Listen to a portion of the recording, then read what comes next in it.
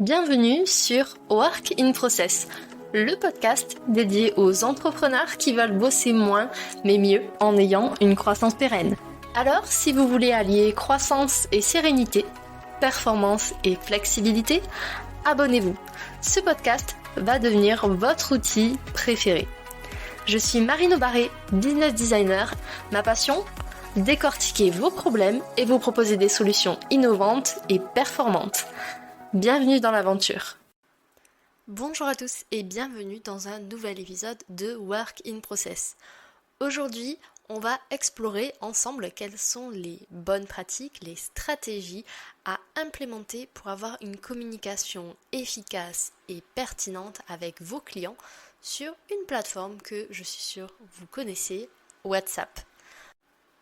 Que vous bossiez en solo, en freelance ou à plusieurs, WhatsApp, c'est une plateforme polyvalente pour la communication professionnelle, avec ses messages instantanés, ses messages vocaux, ses vidéos et aussi le partage de fichiers. Beaucoup d'entrepreneurs en font un outil de choix pour communiquer avec leurs clients.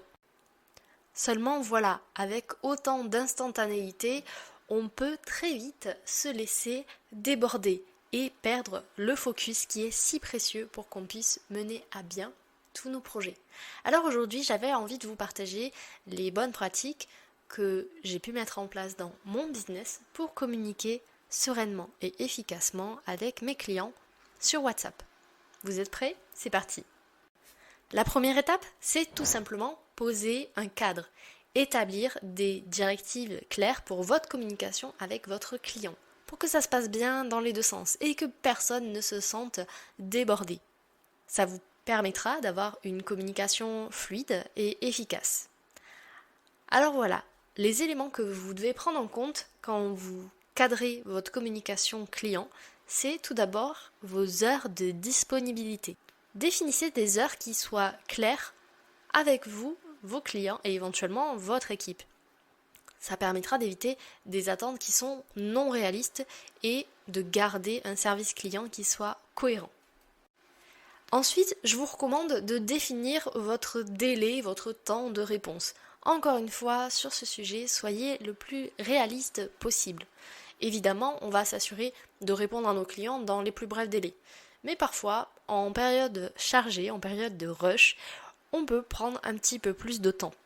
Du coup, ma recommandation, c'est de donner une fourchette de réponse. Par exemple, on vous répond entre 24 et 48 heures, ou 72 heures, à vous de voir.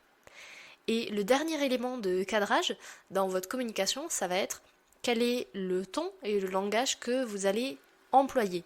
Et pour ça, je vous invite à vous référer à vos éléments de branding. Si vous avez l'habitude d'utiliser un ton professionnel et de vous voyez vos clients, continuez comme ça sur WhatsApp.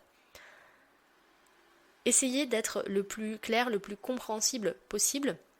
Évitez tout ce qui est acronyme, à moins que vous les expliquiez. Et si vous comptez parler de termes un petit peu techniques, de jargon, qui peut prêter à confusion, encore une fois, mettez-vous à la place de votre interlocuteur. Simplifiez-lui la lecture et la compréhension de vos messages au maximum. La deuxième étape pour utiliser WhatsApp à son plein potentiel quand on veut communiquer avec ses clients, c'est d'utiliser justement les fonctionnalités de WhatsApp. Alors en termes de fonctionnalités, en voici quelques-unes que vous pouvez exploiter. La première, c'est des messages personnalisés que vous pouvez utiliser par exemple pour saluer vos clients lorsqu'ils vous contactent.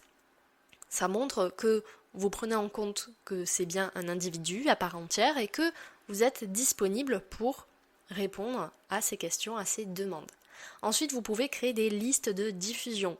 C'est des fonctionnalités qui sont hyper intéressantes si, par exemple, vous devez envoyer des messages importants ou des mises à jour à un groupe spécifique de clients.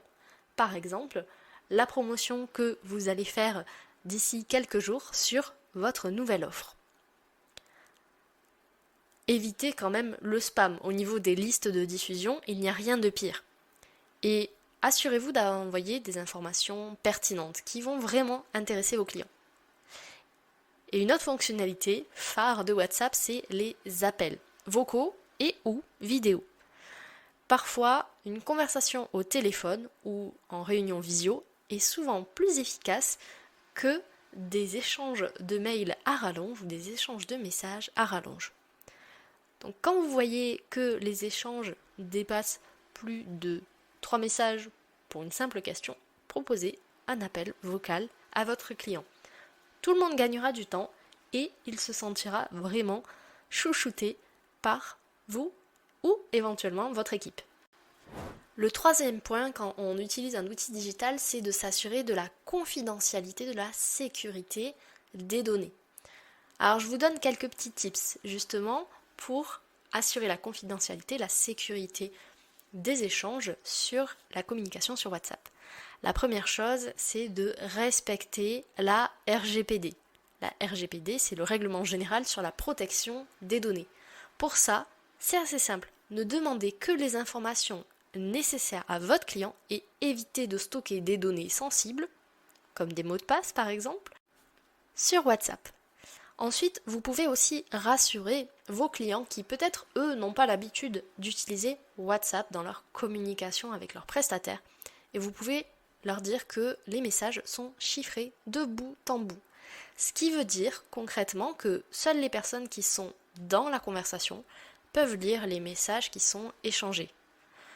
Alors bien évidemment, je l'ai déjà dit, mais j'en remets une couche puisqu'on parle de sécurité, évitez de partager des informations sensibles. Tout ce qui est information personnelle, comme une date de naissance, des mots de passe, des numéros de carte de crédit ou toute autre information finalement, allez plutôt vers des canaux plus sécurisés.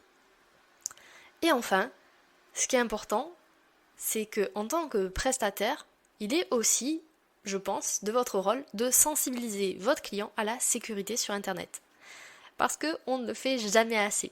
Du coup, vous pouvez lui partager aussi des bonnes pratiques de sécurité pour que lui aussi, de son côté, il puisse sécuriser son business. Vous pouvez par exemple lui indiquer qu'il a besoin de créer des mots de passe forts et lui expliquer comment. Vous pouvez lui dire aussi que mettre à jour régulièrement ses outils digitaux, et notamment WhatsApp, ça permet de se protéger à minima des attaques ou des personnes suspectes.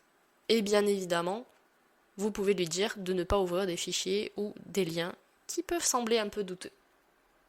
Avant de vous confier le dernier point de cet épisode, j'ai une suggestion à vous faire. Si vous aimez cet épisode, que vous aimez Work in Process et qu'il vous aide à améliorer vos pratiques professionnelles, dans ce cas, abonnez-vous sur la plateforme d'écoute de votre choix.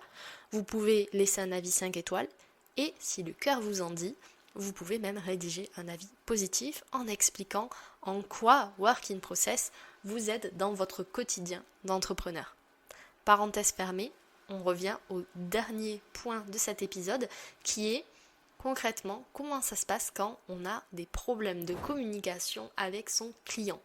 Quand il y a des attentes, des non-dits, des frictions, c'est parfois un petit peu compliqué de les régler sur WhatsApp.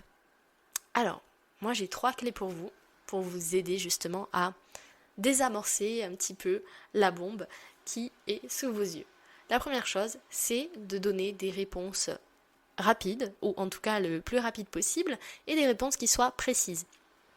Essayez de répondre aux messages de vos clients en ayant le plus d'informations possible. Le but, c'est pas de leur envoyer des pavés, mais au contraire, de leur donner le maximum d'informations et surtout de leur poser des questions spécifiques pour clarifier la situation et la problématique qu'ils rencontrent. Deuxième point sur ce sujet, c'est d'être proactif. Répondre à ces demandes clients, c'est la base. Normalement, tout le monde fait ça. Mais si vous voulez vraiment faire la différence, soyez proactif dans votre communication avec vos clients. Envoyez-leur des ressources, des conseils, des mises à jour ou des infos qui, potentiellement, peuvent les intéresser. Je vous garantis que toutes ces petites attentions ne tomberont pas dans l'oreille de n'importe qui. Et le dernier point, c'est comment est-ce qu'on fait quand on a un litige, quand il y a des plaintes dans notre communication client sur WhatsApp. Si jamais vous avez du mal à communiquer, ce qui peut arriver, on est entre humains, montrez de l'empathie. Assurez à votre client que vous prenez ses préoccupations, ses problématiques au sérieux. Et ensuite, proposez-lui des solutions. Et bien évidemment, quand vous lui proposez des solutions, veillez à bien suivre le problème jusqu'à leur résolution. Voilà, vous avez toutes les clés en main pour transformer WhatsApp en super moyen de communication pour renforcer vos relations avec vos clients, offrir un service personnalisé et même parfois résoudre rapidement les problèmes. En suivant toutes les pratiques que je vous ai données aujourd'hui dans cet épisode, vous allez pouvoir créer une communication efficace et avoir des bonnes relations avec vos clients. Voilà, cet épisode est maintenant terminé. Merci pour votre écoute. Je vous souhaite à tous une belle journée, soirée et à très bientôt dans le podcast. Bye! Cet épisode t'a plu? Tu peux le partager en me taguant ou lui laisser 5 étoiles sur Apple Podcast. Encore merci pour ton écoute, à très vite!